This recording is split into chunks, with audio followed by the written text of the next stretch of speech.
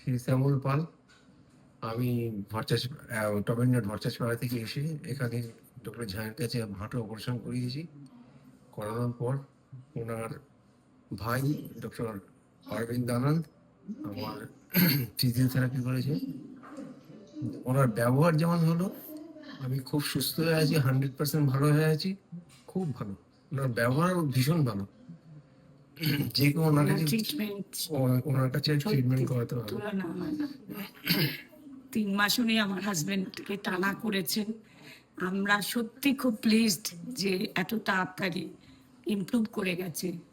এই জন্য সত্যি ওনার কাছে আমরা কৃতজ্ঞ এবং সত্যি গর্বিত। Really very much pleased.